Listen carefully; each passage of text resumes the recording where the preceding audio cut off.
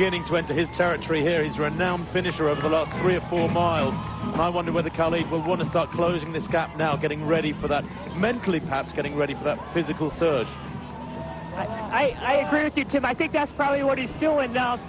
We're going into a little bit of a headwind now. We're about to make a right, and I'll try to get a time on these guys, but Khannouchi's definitely in second. There's a car in my way right now, but Khannouchi's in second and Paul's behind him, and I'm going to guess they're still about 15 to 18 seconds behind. Well, we've got Khannouchi in shot now, and he's looking very, very strong indeed, actually.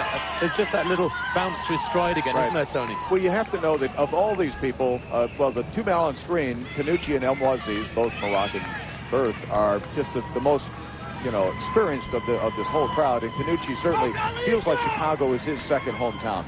3 times the winner, once the 3rd place finisher. This is where his career really began as a world-class distance runner, and he has very special feelings about this race. El Mouaziz is a great middle stages runner, and Tergat has got questions about his final closing ability. So of the people who are in this race, Takaoka is a 2:09.41 man coming into this race. He's running 3 or 4 minutes faster than he's ever run before. What's interesting is that Takaoka, whether or not he dies and gets caught now, he is forcing the other guys to start racing from here 4 miles out. In London, and the world record race back in April, it was exactly at this stage that the big names started watching each other and the pace slowed and it became tactical, and that they got the world record by the skin of their teeth. In many ways, Takaoka could be playing the role of a late race pace setter for these guys, forcing them. Really? The record will come from him because of the kind of work he's done over the last 4 or 5 miles. Now, it bears mention that where he is right now is 31st Street heading east. Tammy Souza, who's been doing a great job of keeping us updated on the wind conditions. Our latest report from her is that the winds have switched a little bit. They're out of the northeast now, but they're holding steady at about 17 miles an hour. And as he makes this left turn, he's getting close to doing that right now. They're going to be going right that direction.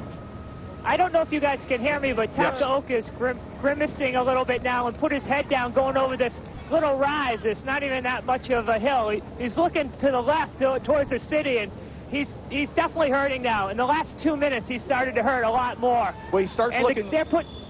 Go ahead, Mark. I just think he's looking back over his shoulder. He's starting to look like the twins from Japan, the So brothers, who ran very strangely. It just looks like he's starting to fall apart just a little bit.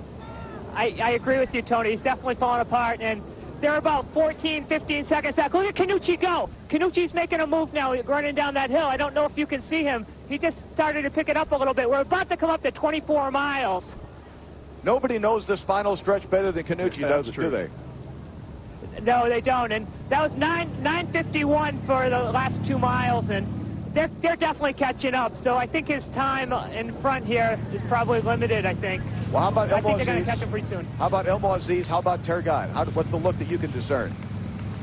You know, I can't see their faces at all, but Tergat's, 5 meters, 10 meters behind Khannouchi right now, and El Mouaziz is sitting on Tergat. But Khalid is definitely running, and Khalid is running hard now. His arms carriage is different, his whole turnover, everything's different.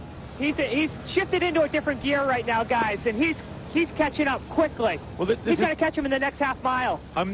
This is his trademark, of course. He spent 6 weeks training at Albuquerque in New Mexico at very, very high altitude, has Khannouchi, and he's just looking so strong here. And the others knew this was coming, Tony. Mark, it's not a big surprise. Tergat, El Mouaziz both know he was going to do this, and the fact they're not responding is maybe a clear indication that he's the strongest now. That's certainly, Mark, you agree with that? I 100% agree with that. Tim, I think you hit the nail right on the head right there. And Khannouchi's getting closer and closer each step. And looks like this might be Khannouchi's race once again. Well, he is just he is just the marathoner consummate. He knows exactly how to do it, when to do it. And there's a timing even in London. It's not necessarily what you do, it's when you do it.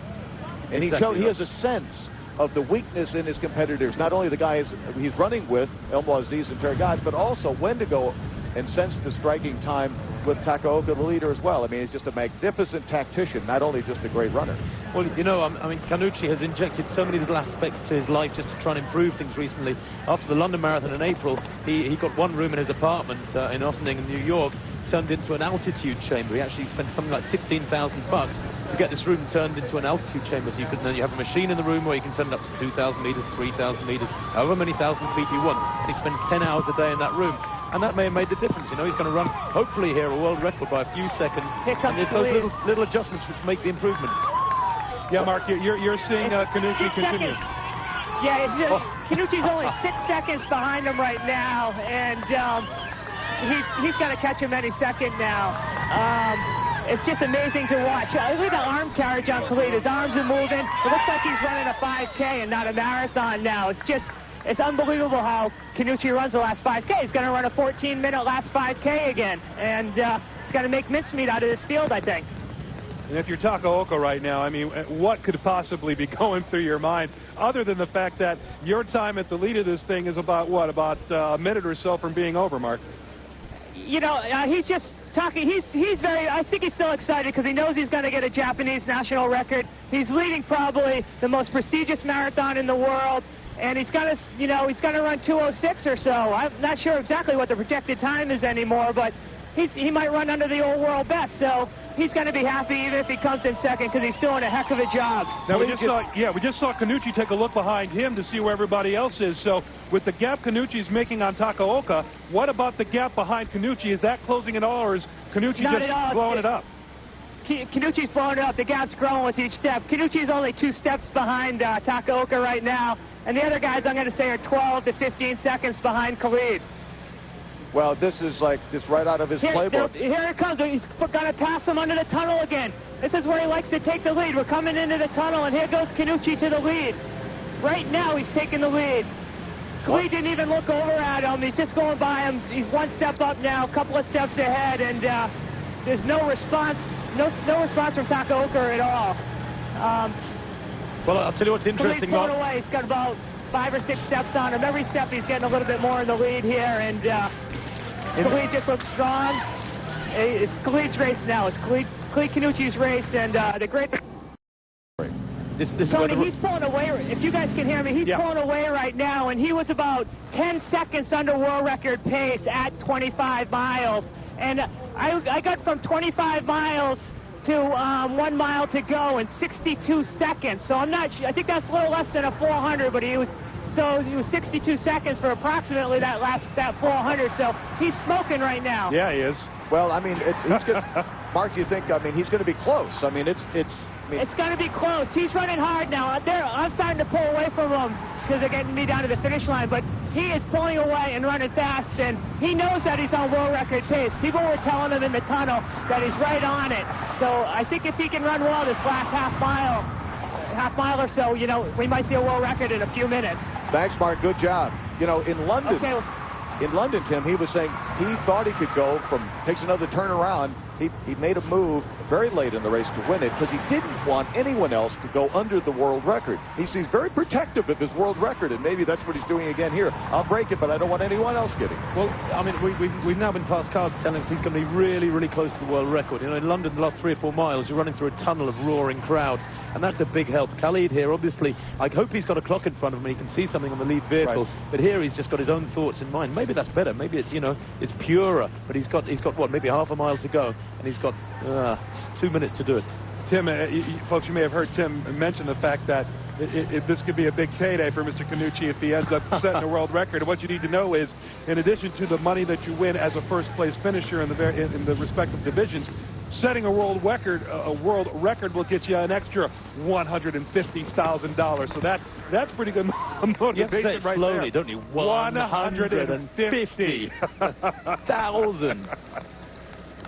And then there's the shoe company bonuses. I mean, there's a lot of extra money that is unpublicly seen in the sport as well. But Khalid, I mean, this is a sport of pride and a sport of passion. And dollar signs are not on this guy's mind at all. This is a place in history. He's already got it, and he's you know, right now he's you know, you say he's the best marathon runner in history. Well, the altitude training room and all the time he spent up in Albuquerque, we understand, is helping him recover quicker from training. And Sandra, I was chatting to her yesterday, his wife and manager and coach, and she was saying that he is actually running a little bit faster in training too. And that's the difference here, isn't it? You know, we're looking at just the odd second here per mile. When you take the reason for Lee Khannouchi in many ways, not only his own efforts, but he can point directly back to meeting his wife Sandra as the cause for all his success. He was not focused. He wasn't into his detail work, wasn't that good. And Sandra got him and changed his diet, changed his training, and from that point forward in 1997, he's been #1. Well, Khalid Khannouchi tried to pass this, I guess, air of pressure onto Paul Turgot at the press conference on Thursday. He said that the pressure's not on me, it's all on Turgot. But folks, the only drama here today, it seems, had nothing to do with whether or not Khalid Khannouchi was going to win this thing.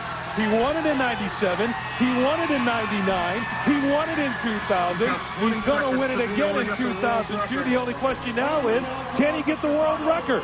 He's close, but he's got a distance to go. The crowd is cheering him on. Khannouchi making his way to the line. He's close, but it doesn't look like he's going to nip that world record. But against a field like this and the quality he ran in London, the quality he's bringing back to Chicago, that last 2 miles into the wind cost him the record, but not the win. I think you're right, Tony. I think it's been the win, but that is a heck of a run from Khalid Khannouchi.